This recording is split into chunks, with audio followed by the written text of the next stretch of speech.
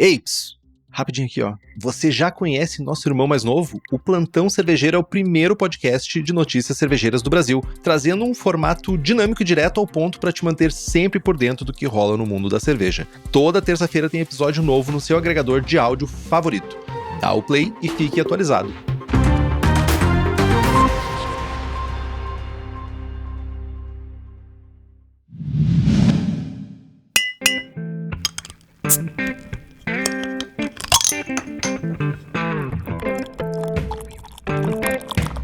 Hipacondríaca apresenta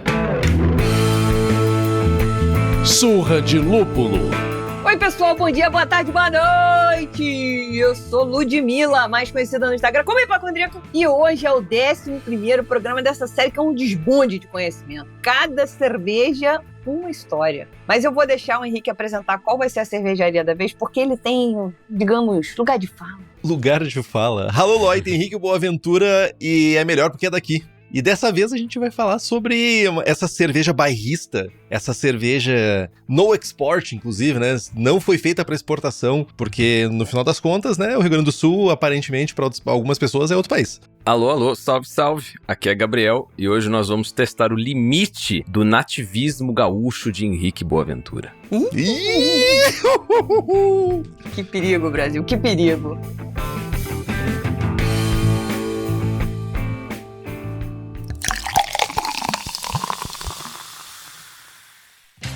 Bom, mas hoje a gente vai fazer aquela provocação básica, responde aí mentalmente. Toda quinta-feira você bate o ponto no seu agregador de áudio favorito para dar play, faz contagem regressiva esperando o programa sair, ri de todas as piadas, até das ruins.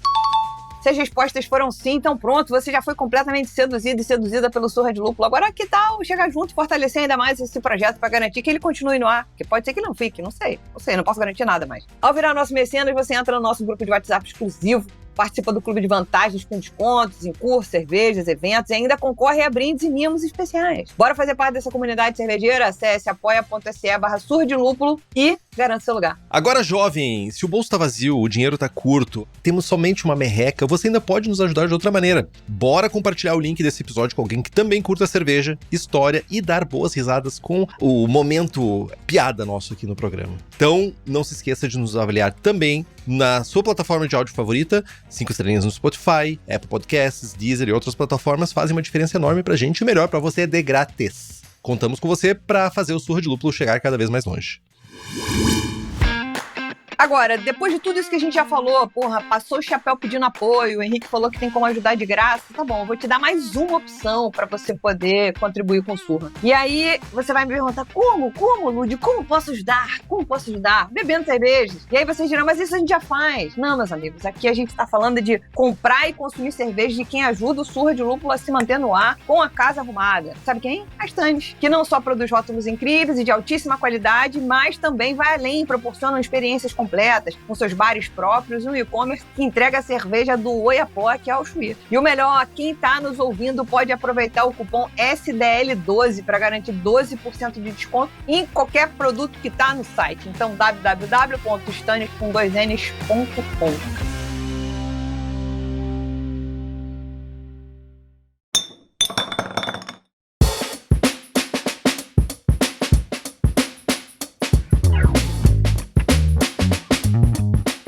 Agora sim, meus amigos, sem mais delongas, sem mais mimimi bobobó, nós vamos começar a falar sobre essa cerveja tão tradicional no sul do nosso país, não? E aí, no quesito cervejarias brasileiras, a gente já falou aqui da Brahma, a gente já falou aqui da Antártica, que passaram por processos bem parecidos. Mas as histórias cervejeiras nacionais, elas são mais diversas do que isso, né? Então, vamos ficar achando que só porque aconteceu com a Brahma e com a Antártica é igual para todo mundo. Um desses exemplos é a cervejaria Polar. Então, Gabriel, vamos lá. Dá teu toque aí, conta pra nós. Invadindo aqui o lugar de fala do Henrique, né? Com licença, com licença. Peço licença, já me espraio por aqui pra começar a falar sobre a Polar. Ai. A Polar, ela vai destoar bastante, né? Da história dessas grandes cervejarias que perduraram do século XIX até os dias de hoje, porque primeiro a Polar é um pouco posterior. E segundo, porque a Polar, ela foi, como o Henrique já adiantou, um tanto quanto bairrista. Mas não é um bairrismo assim de não gosto de você, sai daqui, não vou vender meus produtos pra ti. É uma questão de porte de negócio. Mas vamos lá. A Polar ela foi fundada em 1912, né, no município de Estrela, que fica no Rio Grande do Sul, no Vale do Taquari, e ela tinha o nome de Sociedade Incomandita Júlio Diel e Companhia. Por quê? Na verdade, nessa época, as sociedades detentoras de empreendimentos e de marcas eram o que detinha, obviamente, essas marcas, mas não era, na verdade, o que tinha protagonismo do ponto de vista comercial. Então, uma companhia, ela poderia ser detentora de várias marcas, e aí você se ligava, você ia atrás de determinado produto que tinha uma determinada marca, ainda que produtos iguais do mesmo segmento tivessem marcas diferentes. Então, é como se uma companhia fosse dona de uma cerveja chamada Antártica, uma cerveja chamada Brahma, uma cerveja chamada Boêmia, que é o que acontece hoje, na verdade. Vamos fazer esse paralelo. Mas, enfim, a Júlio Diel e Companhia, ela fundou um braço cervejeiro do seu empreendimento em 1912, lá em Estrela. E me parece que antes disso, por uma pesquisa rápida assim nos jornais da época, que essa companhia ela tinha uma atuação comercial um tanto quanto diversa, né? Ela não começou para se dedicar à produção cervejeira. Em 1910 eles registraram uma marca Excelsior, que era para estampar latas de manteiga, e parece que esse lance de gordura vai ser uma constante. E uma constante que eles não vão abandonar, porque mesmo com a cerveja em operação, e a cervejaria deles foi a única registrada em Estrela até pelo menos meados da década de 1920.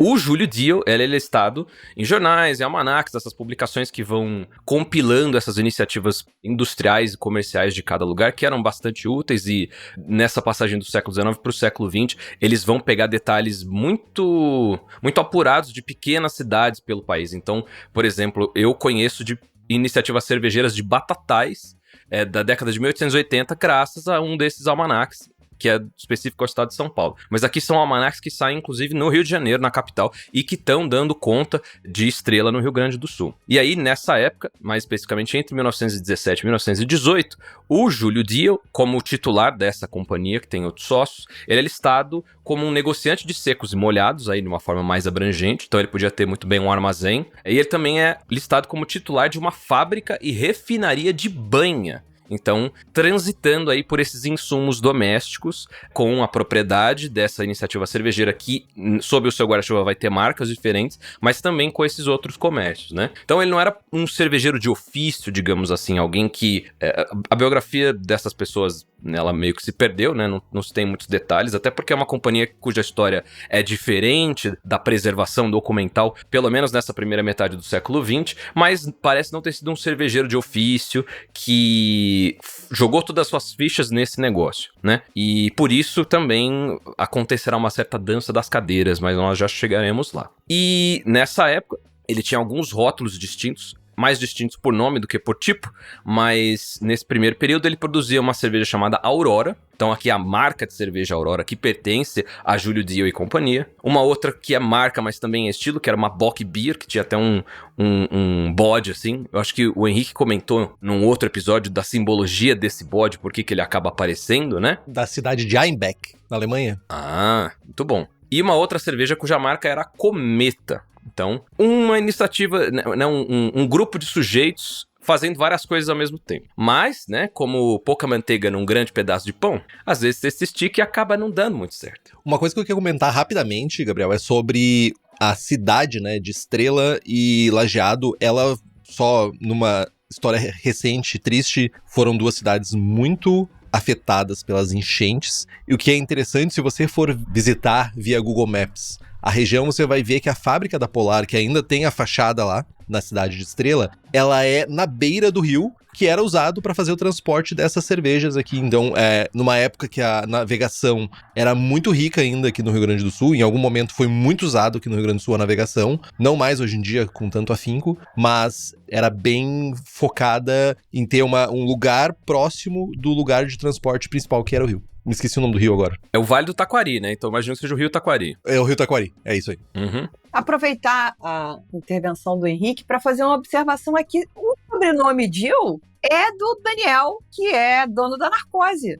Será, Brasil, que essa história cervejeira vem desde então? Porque em 1912, para uma pessoa ser dona de uma cervejaria, ela já devia estar ali acima dos seus 25 anos, pelo menos. Ou seja, pode ser um bisavô. Interessante. Eu fiz o meu dever de casa bem feito, Ludmilla, porque você não me contratou, meu passe caro para esse programa à toa. Daniel, O nome Flávio Dil te remete a alguma coisa? Desculpa, Flávio não, Júlio. Júlio Dil. Esse nome te remete a alguma coisa? Não me remete a nada. Não, porque é o fundador da Polar. É teu sobrenome. Isso assim, cara, a princípio não tem nenhuma relação. Mas se tivesse, seria massa. Mas não tem, desculpa. Não, eu acho que, na verdade, a gente vai pegar agora uma pesquisa genética. Vamos levar isso a cabo e a termo. Dani, Não, gente... abre a boca só um pouquinho pra eu passar um suave na sua boca. Vai exumar o cadáver do Júlio Dio. Não, cara, com certeza dá pra fazer uma árvore genealógica molinho aí. De repente, esse é um tio-avô, sabe? Um irmão do avô, da avó. Ah, quem duvida é louco. Exatamente, é isso aí. Quem duvida é louco. É isso, gostei dessa. Vai, Gabriel, vai daí. Não, um último arremate com o comentário do Henrique sobre a navegação fluvial no Rio Grande do Sul é que no momento da fundação da colônia de São Leopoldo, pelo menos são registros bem locais, assim, em questão de lista de passageiro imigrante, depois lista funerária de paróquia de uma pessoa que existiu na década de 1820, que é o Inácio Rasch, que é considerado o primeiro cervejeiro na região, porque ele tinha um armazém de secos e molhados e, em tese, produzia cerveja no seu próprio armazém para aquela venda de balcão, e ele também tinha um negócio de transporte de mercadorias e não sei se de pessoas no Rio dos Sinos. Então ele era antes um barqueiro, depois virou dono de armazém e depois produtor de cerveja. Então a história da cerveja no Rio Grande do Sul também tem esse pezinho na história da navegação fluvial no estado. Mas enfim, prossigamos. Como eu estava dizendo, como pouca manteiga num grande pedaço de pão, ficou difícil aparentemente, de levar o negócio de uma forma bastante competente em tantas frentes. Então, o Júlio Dio acabou cedendo a dianteira da empresa por uma sociedade que foi composta a partir de um cara que já era membro da Júlio Dio e companhia, mas depois se envolveu com outros sujeitos. E em 1919, a organização cervejeira que levava o nome da companhia se tornou Kortz, Dexheimer e Companhia. E aí, em 1922, então só 3 anos depois, ela passou para um tal de Luiz Inácio Michnik. É Michnik esse U com uma trema, Henrique? Michnik. O com trema é mu. É pior que o francês essa língua, né? Misericórdia. Michnik. E o Luiz Inácio, não é o Luiz Inácio presidente, é outro Luiz Inácio. Essa piada estava rondando a cabeça de todos nós. Ele vai ficar por mais tempo na dianteira da empresa e graças a ele ela vai ganhar um nome de fato. Ela vai deixar de ter a alcunha da sua sociedade e vai se chamar Cervejaria Estrela S.A. a partir de 1927. Uma homenagem, é claro, para a cidade onde ela foi fundada. Uma homenagem, é claro, ao PT. O PT! Só pode, uma estrela. Luiz Inácio falou, Luiz Inácio avisou. A gente tentando não ser politizado aqui. Mas ainda assim isso dá uma volta completa, porque é aquela coisa da estrela ligada ao ofício cervejeiro que a gente falou desde lá do episódio da Heineken. Uhum. E isso aparece sempre. Comunista! Mas enfim, fortuitamente é por conta da cidade. Eu espero. É sim.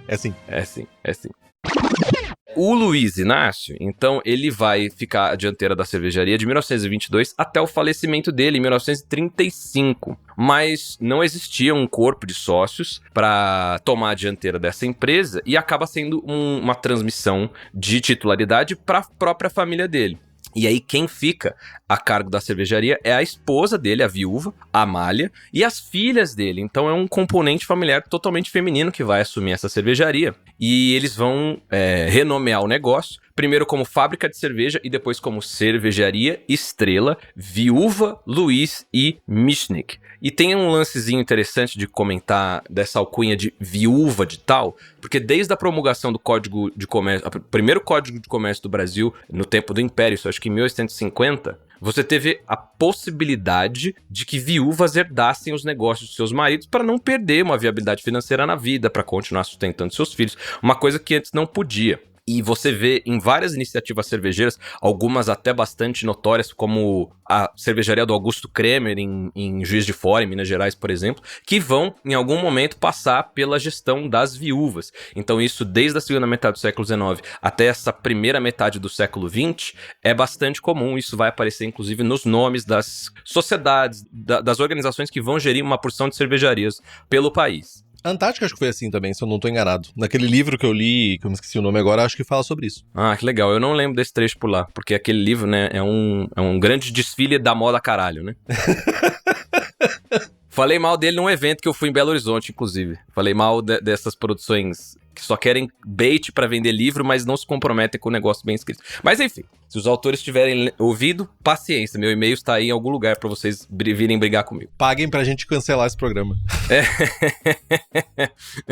Mas seguindo, então aqui a gente tem Cervejaria Estrela, sob a gestão dessas mulheres, da família do Luiz Inácio, a Amália e as suas filhas, e isso vai por quase uma década, uma década praticamente, porque em 1945, um grupo de empresários de Santa Cruz do Sul vai comprar essa cervejaria e vai finalmente dar o nome de Polar S.A. Indústria, Comércio e Agricultura. Ela ainda vai se ultra especializar no ramo cervejeiro um pouco depois. Mas isso é uma virada importante pela injeção de dinheiro e pela nova estruturação que vai ter no negócio, né? Aqui a gente ainda tá vendo uma cervejaria predominantemente local, servindo o seu próprio público ali na cidade de Estrela, quando muito alguma coisa vizinha ali, mas essa expansão para Santa Cruz do Sul vai implicar que ela tem uma sede em outro lugar, ainda que a fábrica continue em Estrela, e um pouco mais de dinheiro, porque o capital social da empresa vai mudar completamente. E por conta desse crescimento, ela também vai continuar sendo bastante importante para o desenvolvimento do município.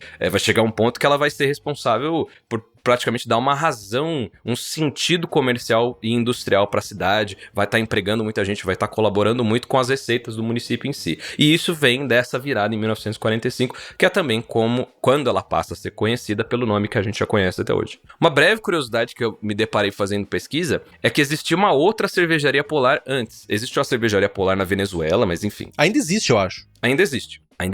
E existia uma cervejaria Polar em Belo Horizonte. Mas as coincidências não param por aí. Porque essa cervejaria Polar ela foi comprada em 1928 pela Antártica Paulista, que vai aparecer aqui já já. E a Antártica Paulista foi lá e renomeou a Polar de Belo Horizonte como Companhia Antártica Mineira. É de uma criatividade que eu vou lhe contar. E isso num período antes da crise de 29, mas que foi acelerado depois com a crise, porque a cervejaria Antártica estava desesperada para expandir seu capital, e depois dessa expansão e esse investimento vultuoso serviu como uma tentativa de minar esses efeitos negativos, né, para o comércio internacional, depois da crise da quebra da Bolsa de Wall Street.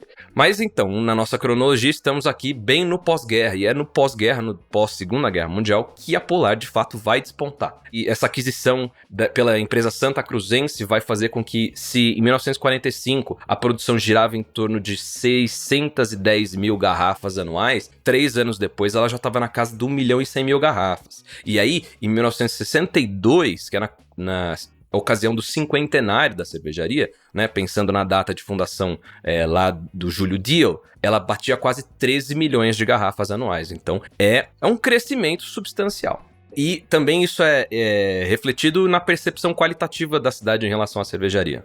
Mais especificamente em 1951, que aí é o aniversário de 75 anos da cidade de Estrela, tem uma exposição, né, um tipo de exposição que era muito comum dali um pouco anteriormente, nas décadas anteriores, até o século XIX, que é você, quase como um agri-show, mas você tinha o ímpeto de demonstrar o potencial comercial e o potencial industrial de algum lugar, e às vezes você tinha concursos também, inclusive essas exposições fazem concursos cervejeiros desde o século XIX em vários lugares do Brasil. Mas houve essa exposição em Estrela, em 1951, e a cervejaria Polar foi enquadrada como uma das principais iniciativas industriais do município. Isso, uns tempos depois, vai aparecer como o legado industrial da cidade para a nação. Então havia esse apreço qualitativo também da cervejaria graças a isso. E um detalhezinho interessante também que vem na esteira desse crescimento é que ela tinha uma maltaria própria que ficava na cidade de Guaporé, que é uma coisa, acho que rara de se ver hoje, certo? Com certeza, pelo menos pequena, atendendo somente uma cervejaria. Sim, né? Na verdade não é tão incomum, agora só se atende um conglomerado inteiro, né? E só para dar uma capitulada aqui nas cervejas que eram feitas nessa época, a Polar ela produzia e distribuía ali, acho que já numa escala semi-estadual, o Polar Chopp, tanto em garrafa quanto em barril, uma Mouse Beer, uma Bock e uma cerveja que era chamada de Casco Escuro. Eu só queria fazer um comentário antes de a gente continuar, é que Expo alguma coisa ainda é muito comum no Rio Grande do Sul, assim como Fena alguma coisa. Fena vinho, Fena soja, Fena não sei o que mais. E Expo Inter, por exemplo, Expo Inter é o maior evento aqui da região metropolitana de Porto Alegre. Entendi.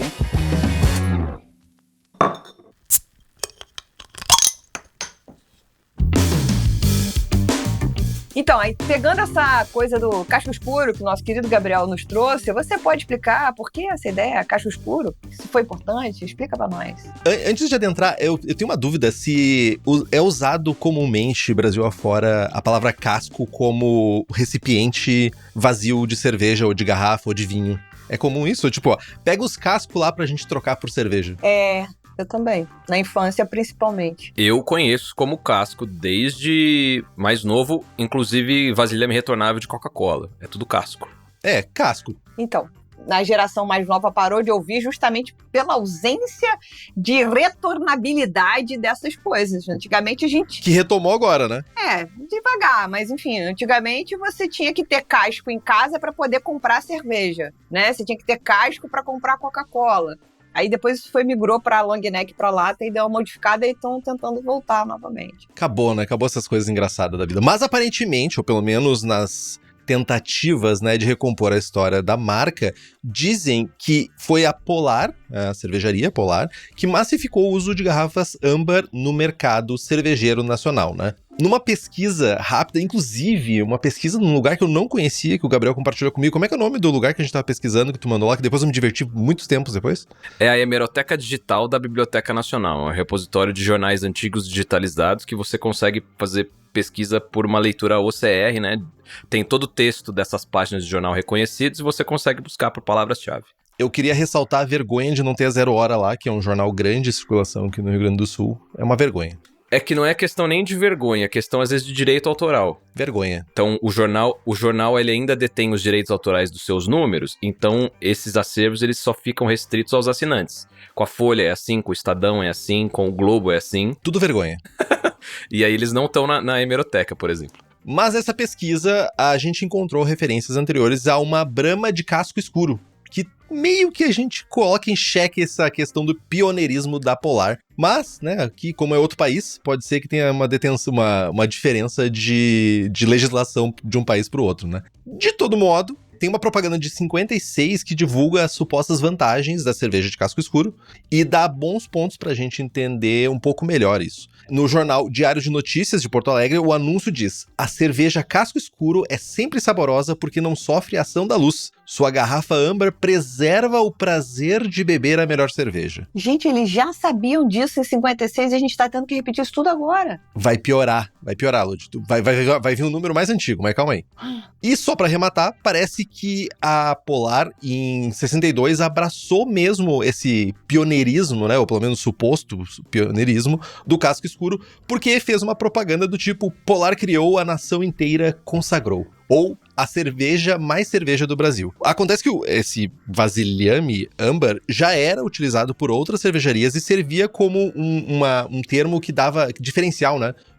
Ele dava um diferencial para aquela cerveja na hora de pedir uma cerveja no bar. Tipo, me dá aquela cerveja do casco escuro. Então já tinha essa visão, né? Então, não necessariamente significando que quando tu fizesse esse pedido, eles estavam se referindo a uma Polar, mas sim a uma cerveja, né? Com aquela cor diferente. Tem umas crônicas no jornal que os caras tipo crônica, o sujeito chega lá embriagado, vai querer mais uma cerveja, aí desce uma cerveja, a descrição, garrafa Brahma verde, que eu achei super curioso. E aí o cara fica revoltado, manda voltar, e o dono do bar vontade de quebrar a cerveja na cara do sujeito, mas ele vai, joga o conteúdo fora, em uma garrafa âmbar, e depois entrega pro sujeito no balcão. Sabe a decisão. Isso é saber trabalhar, gente. Isso é um trabalhador exemplar. Mas a gente falou do tal do vasilhame, de casco escuro, e a gente não falou do porquê ele ser escuro era ou âmbar, né, mais escuro. Por que isso faz diferença, né? E aí a gente entra no rolê nerdzinho, mas não muito. Vou tentar ser bem pouco chato. Mas a questão é que tem certos compostos no lúpulo que eles são hipersensíveis à luz a vários espectros de luz.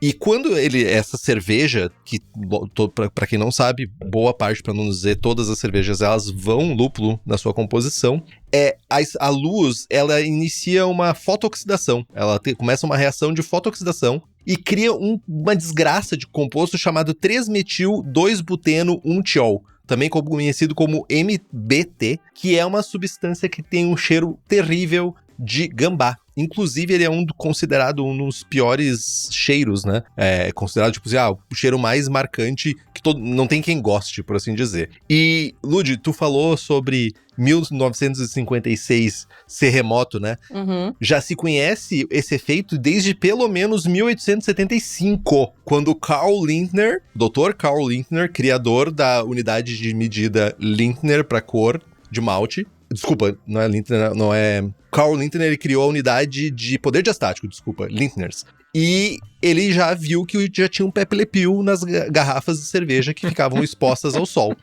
E aí, pra fechar o rolê, que entram as garrafas escuras. Elas criam uma camada que ela não impede, mas ela dificulta essa fotorreação. Então tu estende mais ainda a capacidade de preservação da cerveja ao diminuir a exposição a raios UV e sei lá quais são os outros raios que vão dar início à reação de fotooxidação. Entendi. Agora, me explica pra gente, então, essa questão das garrafas transparentes, porque, aparentemente, a gente começou...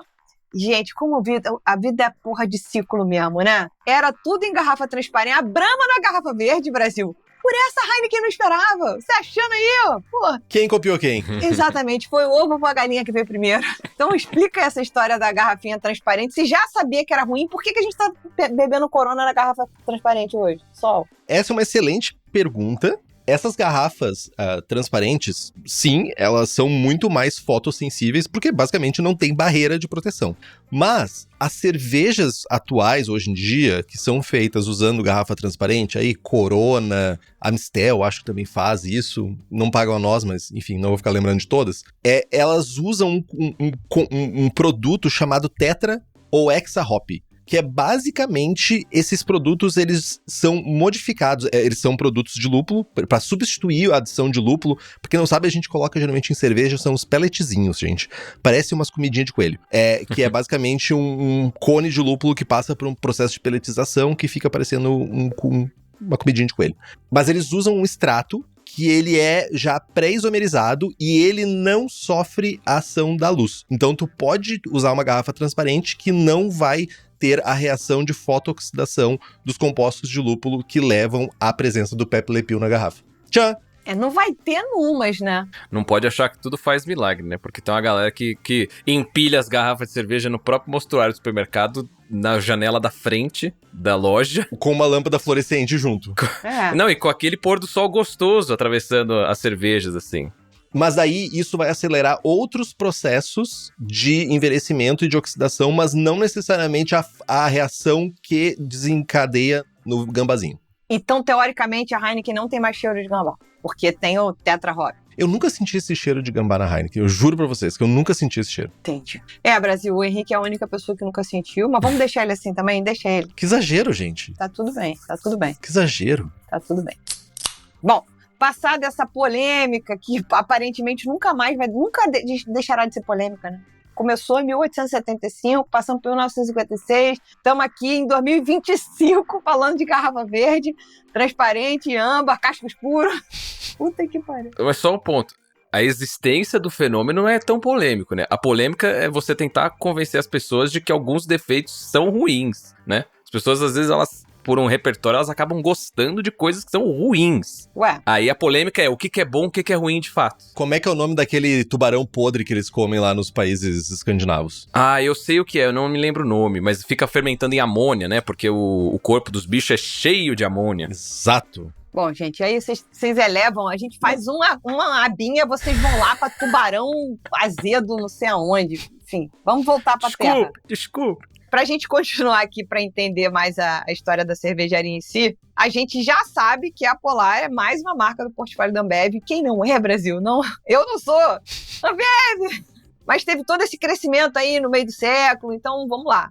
que rolou de lá pra cá pra gente poder ir entendendo em que pé Polar está. Eu diria que virou algo irresistível demais. A Polar virou algo irresistível e acabou entrando no radar de uma grande player desse mercado na segunda metade do século XX. A Polar sensualizou, no caso. A Polar sensualizou. Voltando, depois de 1945, ela teve surtos de crescimento, depois dela fazer parte daquele grupo de empresários de Santa Cruz do Sul, e isso foi continuado nas décadas de 60 até o começo da década de 70, né? Em 69, finalmente ela deixa de ser indústria, comércio e vira só Cervejaria Polar S.A., e ela vem de uma constante em que nos 90 anos, na comemoração de 90 anos da Cidade de Estrela, no carnaval, aliás, olha só, na festinha, na glória, na bagunça, no molejo, um dos carros alegóricos que homenageava a cervejaria tinha uma mensagem, uma tag assim, a maior contribuição da indústria de Estrela para a nação, como eu já tinha dado um spoilerzinho agora há pouco. Então, vertiginosamente, a cerveja era uma parte integral da cidade. Em 68, ela era responsável por 60% dos impostos pagos à Prefeitura de Estrela. Então ela empregava todo mundo, era muito responsável pela economia do município, dialogava diretamente com a identidade de uma cidade, de um povo que era intrépido, empreendedor e com uma raiz cervejeira bastante longeva, e isso ainda povoa e cultua as pessoas de Estrela, pelo que eu consegui ler nas tentativas de preservação de memória por um instituto que faz isso e pelas iniciativas que estão sendo feitas nesse ano, inclusive, de transformação da antiga sede num centro cultural. Mas enfim, essa percepção estava lá porque a cervejaria tinha tomado proporções muito inegáveis dentro da cidade. E por conta disso, ela também vai crescendo em negócios fora, né? Ela, entre 68 e 71, ela vai ter, inclusive, técnicos estrangeiros cuidando da produção, um pai e um filho que eram imigrantes iugoslavos, e ela vai pensar em transporte desses produtos para outros cantos. Então ela faz a Polar Export, até então ela lidava só com cervejas com vasilhames retornáveis, mas a Polar Export, que eles também chamavam de garrafa gorduchinha, era uma garrafa não retornável. Então a partir disso você conseguia... Não sei se produzia no Sul e envasava em São Paulo, mas havia uma filial em São Paulo que distribuía cervejas. E eles também mandavam essas cervejas para outros estados. Eu consegui recolher pelo menos Ceará e Maranhão entre a década de 1960 e 1970. E pensando, né, tanto na durabilidade, era a garrafa âmbar também, mas era uma garrafa que não precisava voltar para a fábrica, sem compromisso nenhum. Vai, fica, inclusive... As propagandas da época falam que a garrafa ela é bonitinha, ela tem N usos que você pode fazer de artesanato, quase como aquela brick bottle da Heineken, quadradinha, que a galera quis pensar numa aplicabilidade... Tijolo e etc. Sustentável e interessante. Aqui era... brinca com ela depois que ela vai ter algum tipo de serventia. E você também vai ter um pico de funcionários na planta de Estrela nessa época, totalizando 800 empregados, né? E por conta disso, né, um negócio que está se espalhando para outros cantos, parece muito bem sucedido, tem uma reputação intraestadual muito bacana, a empresa viu que precisava crescer e num crescimento, num novo passo empresarial, digamos assim, ela decidiu abrir seu capital para ampliar o capital da empresa. Então, ela passou a negociar suas ações através do Banco Industrial de Investimentos do Sul, o Bansulvest. Que isso, cara? Fez um IPO. Fez um IPO. Isso em 1970. E aí, com essa abertura, ela ficou irresistível para uma organização que já apareceu por aqui hoje, que foi a tal da Antártica Paulista, que era muito vultuosa e, para quem se lembra do episódio que a gente gravou sobre ela veio numa constante nessa segunda metade do século XX, comprando diversas cervejarias, país afora. E, sim, em 1928 tinha sido a vez da Polar de Belo Horizonte, em 1972 tinha chegado a vez da Polar Gaúcha, né? Então, foi uma compra cuja negociação ela se arrastou aí por alguns meses, quase um ano, mas a implementação dos resultados dessa compra foram praticamente imediatos, porque se ela foi decidida e anunciada em 72, finalizada burocraticamente em 73 a planta da Estrela já estava fabricando produtos da Antártica. O que aconteceu foi ela não perder o seu próprio portfólio, sendo aí uma coisa simultânea, né? E graças a organização, aos empresários de Santa Cruz, a sede antes ficava em Santa Cruz, mas você tinha plantas em Montenegro, em Estrela e em Caxias. Não, Caxias vem agora, Caxias vem com a compra da Antártica. Mas você também tinha uma dispersão por outras plantas que não precisava sobrecarregar um lugar só. Aí ela abriu uma planta de refrigerantes em Porto Alegre, com esse capital da Antártica, uma nova planta em Caxias e continuou fortalecendo essa planta de Montenegro e a planta de Estrela. E nesses anos subsequentes, 5, 6, 7 anos depois, a ideia nas atas e nos fechamentos da Antártica, que inclusive são veiculados em jornais como o Estado de São Paulo, a ideia é de investimentos vultuosos, em alguns momentos até com a tentativa de dobrar em 100% é foda, de crescer em 100% a produção de algumas dessas plantas espalhadas por essas cidades, mas mantendo esse pé tradicional em Estrela, pelo menos, né? Então, ainda que tenha havido uma perda de autonomia na empresa, essa injeção de capital foi inegável. E, inclusive, tornou o município de Estrela mais ainda, né, mais favorável ainda a esse negócio, porque ele cedeu terrenos, inclusive, para a expansão da unidade local. Uma seção em 1973, outra seção em 1987. Então, aí a gente vê que é uma outra fase, é uma outra lógica, mas a Polar ela não deixou de ser Polar, não deixou de ser super importante para o município de Estrela, sobretudo. Mas daqui para frente é acabar perdendo sua identidade cada vez mais para essa organização que vai ficando cada vez mais gigantesca, né? Daqui para frente é para baixo. Daqui para frente é só para baixo. Bom, já me perdi no ditado. Daqui pra frente é só pra trás. Só para trás, é isso. Muito obrigado. Na década de 90 a gente vai ver uma quase decadência desse negócio, porque vai haver uma série de crises, inclusive uma crise tributária que vai comprometer bastante o ramo de bebidas, sem aqui ficar falando mal de tributos do país, mas quem se lembra da época do Collor e daquele comecinho de anos 90, pós a democratização, foi uma bagunça, né? Foi uma bagunça. Não que o FHC tenha sido o messias do milagre, mas do Plano Real pra cá... Mas foi. A gente teve um bom respiro. A verdade é essa.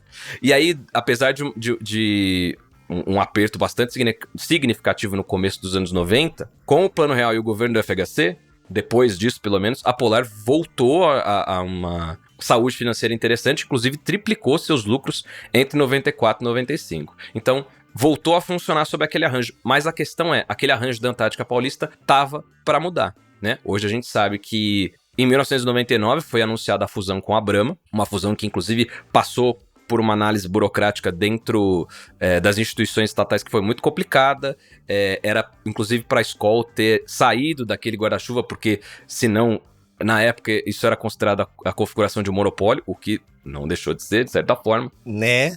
Mas na formação da própria Ambev, com essa fusão, a Polar já estava sob o guarda-chuva de uma das grandes players, no caso a Antártica, e ela acabou dragada para esse novo desenho institucional, né? E esse novo desenho acabou relegando algumas empresas subsidiárias à decadência. De novo, é um cobertor que vai ficando muito curto para pequenas tangentes. E o processo gradual de esvaziamento da operação da Polar ele foi praticamente imediato, depois do anúncio e da concretização dessa fusão. E aí você vê demissões em massa do pessoal, não só de Estrela, mas das outras plantas também, a partir de 2001. Inclusive você tem uma mobilização popular interessante na época que fala assim, pô, Polar, Estrela é teu lar, né? Tentando invocar a relação que essa cervejaria tinha com a cidade, mas esse processo ele foi incontornável, ele só foi acelerado ainda mais em 2004, quando a Ambev se fundiu com a belga Interbrew, formando a AB InBev, e em 2006, finalmente, eles desativaram tanto a fábrica histórica em Estrela, quanto a filial em Montenegro, né?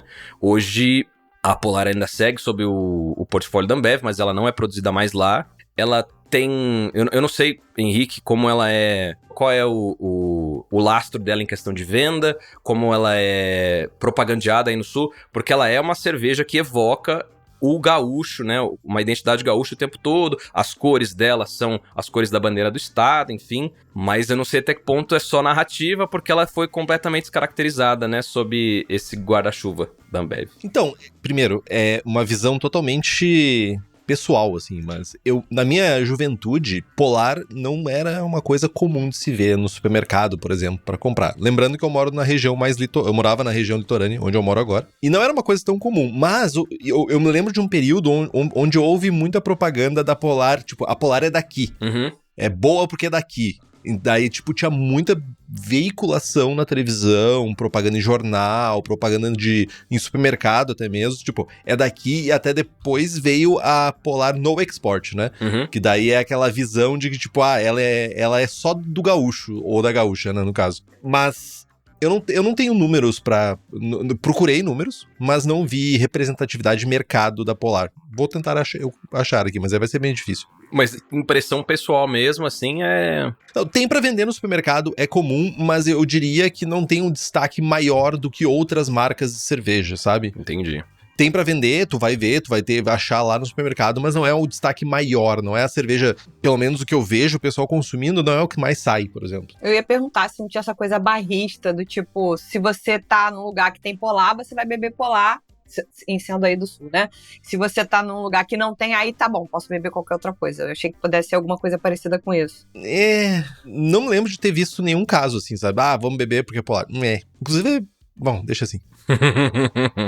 Só pra arrematar, então, porque a Cidade de Estrela ficou meio órfã de uma empresa que foi parte fundamental de toda a sua história, mas algumas boas notícias são que a antiga sede, ela hoje tá sendo utilizada pelo poder público, então ela tá ocupada, ela não tá ao léu. Teve o tombamento, inclusive, do complexo, ainda que o complexo, que antes era murado e fechado, ele tenha sido aberto para trânsito, então algumas ruas, né, que ficaram fechadas por 34 anos, hoje elas são parte do trânsito da cidade, e também é uma sede que evoca essa necessidade de preservação de memória, né? Então, pelo menos desde 2018, 2019, pelo que eu consegui mapear, fala-se na criação de um arquivo histórico e de um museu, né? Mas aparentemente isso não saiu do papel lá. Mas tem um memorial na cidade que foi inaugurado num prédio conhecido como Castelinho em 2021, que é uma instituição que é bastante engajada na preservação da história da cervejaria, assim como na cidade, porque a cervejaria é considerada uma parte integral da trajetória do município de Estrela.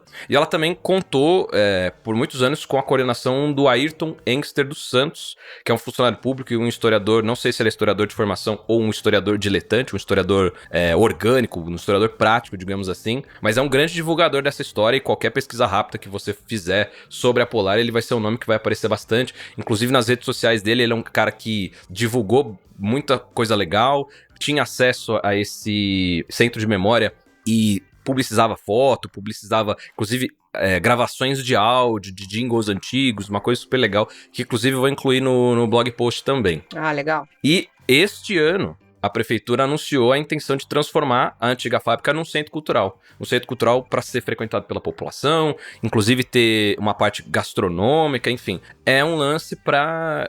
ocupando-se você não deixa deteriorar e não deteriorando você tem um monumento que guarda a memória coletiva da cidade, que eu acho bastante interessante. Muito interessante, Brasil. Muito bom, muito bom.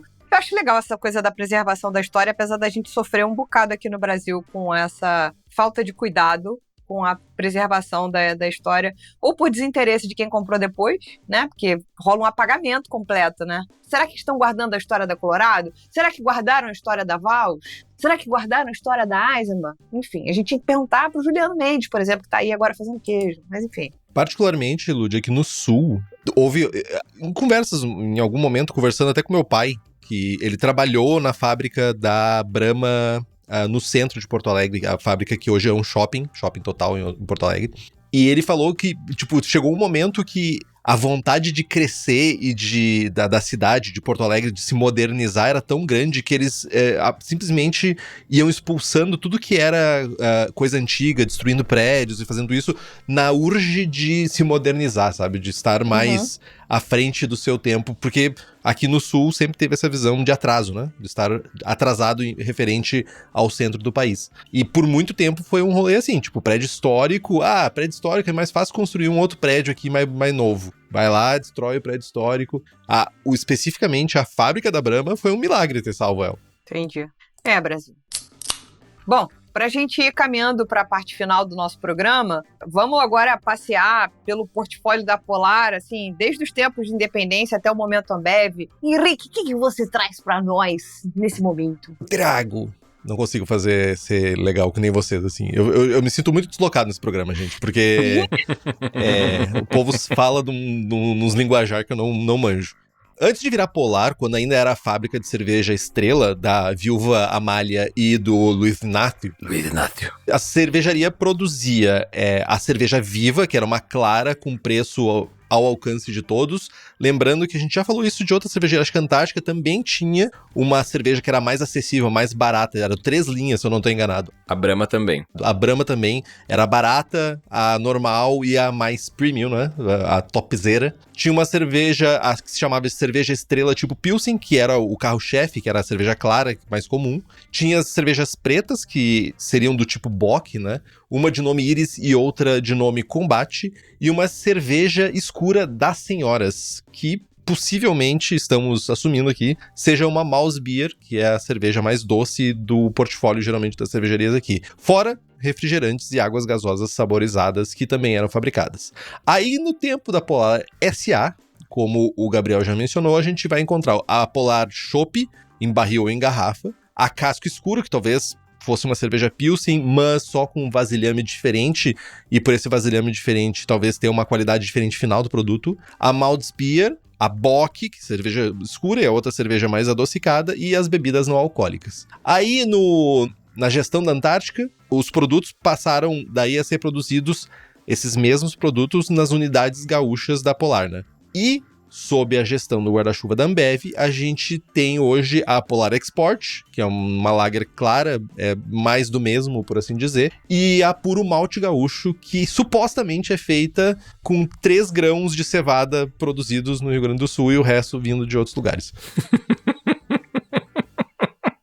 Vocês podem ver que eu não sou muito barrista, né? Puro malte gaúcho, muito bom. Testamos o limite mesmo do nativismo gaúcho. Essa é pra forçar a barra, né?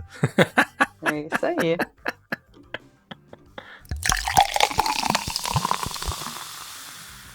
Bom, meus amigos, a gente conseguiu chegar ao final de mais um programa Cada Cerveja Uma História. E eu acho que fica uma lição aqui que a gente já falou. Esse é o 11º programa, né? A gente passeou por cervejarias icônicas do Brasil, cervejarias icônicas do mundo, e aparentemente a pesquisa é muito mais facilitada nas cervejarias fora do Brasil do que aqui. Triste. Né? A gente sofre muito para levantar essas informações. Então, Gabriel, mais uma vez, muito obrigada pela sua pesquisa. Henrique, que estava aqui arrancando os cabelos para poder conseguir a parte técnica. E aí ele até veio falar que não tem mais problema na garrafa que é descolorida. Polêmicas. Descolorida, passaram água oxigenada na garrafa. Oxigenada. Exato, passamos descolorante, a garrafa que era casco escuro, agora é casco claro. Casco claro, aí. Então eu acho que a gente entregou mais um. O que vocês acham? Entregue ou não? Tá entregue, sim. E, por favor, donos de cervejaria, registrem. Vai facilitar o futuro alguém falar sobre a sua cervejaria. Exato. Registrem, cara, registrem. Não custa. Compra uns terabytes na nuvem aí, tira foto. Escreva. Digitaliza. Se você tiver coisa manuscrita, digitaliza. Ou guarda também. Guardar é importante. Não, você vê, você falou que tem várias informações que você tira de anúncio de jornal, né? Que aí tá falando onde que ficava a fábrica, o que ela produzia, era dona de quem, quando vendia, tinha essa informação ali. Hoje você não tem nada, é tudo escondido. É tudo SA. É tudo paywall. É tudo paywall. Tu vai tentar ler uma notícia, tá um paywall. É tudo paywall. É tudo Pix. Não fala muito de Pix, não, que não tá legal essa informação, não. Deixa quieto, deixa baixo. O Trump vai te atacar. Fake news, folks, fake news. Fake news. E se você ouviu a gente até aqui, lembre-se de participar conosco das nossas redes sociais, @Surra de Lúpulo, tanto no Instagram quanto no TikTok. Tem alguma sugestão de pauta e convidados? Manda um e-mail para contato@surradelupulo.com.br.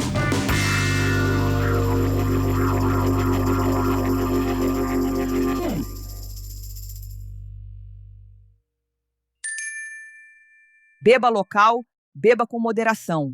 Este podcast é produzido pela BAC Produções e Comunicação e está disponível no Spotify, YouTube ou na sua plataforma de áudio preferida. Na nossa equipe, contamos com a colaboração de Henrique Boaventura, Ludmila Almeida, Gabriel Gurian, apresentação, redação, blog, e Rubens Reis na edição.